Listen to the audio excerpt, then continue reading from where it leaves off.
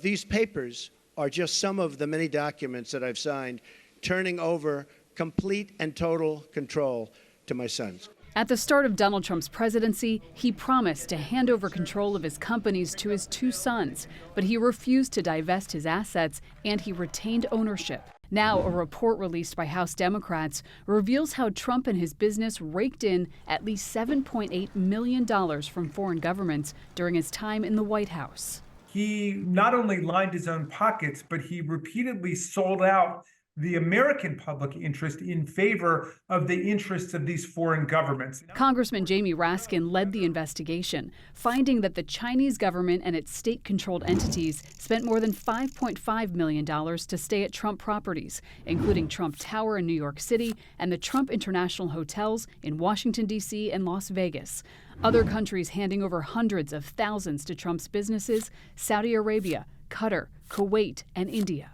By defying the Constitution, he basically fulfilled the founders' worst fears, which is that the president, in order to line his own pockets, would sell out the American interest in favor of particular foreign governments looking for policy favors from the president.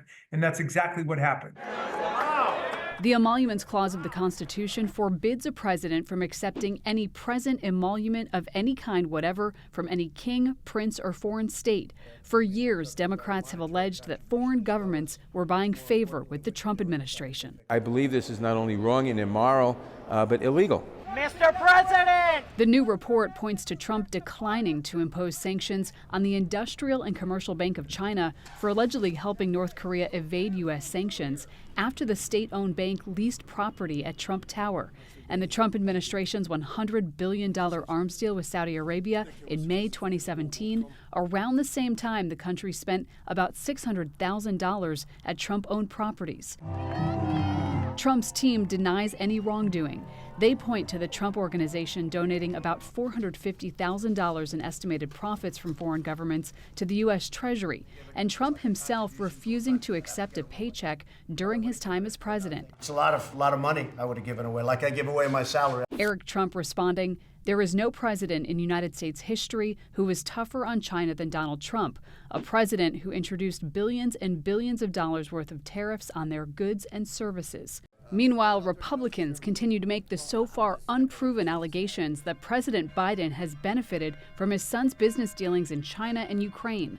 But in response to the report about Trump's businesses, Republican House Oversight Chair James Comer, who is leading the investigation into the Bidens, saying it's beyond parody that Democrats continue their obsession with former President Trump. Former President Trump has legitimate businesses, but the Bidens do not.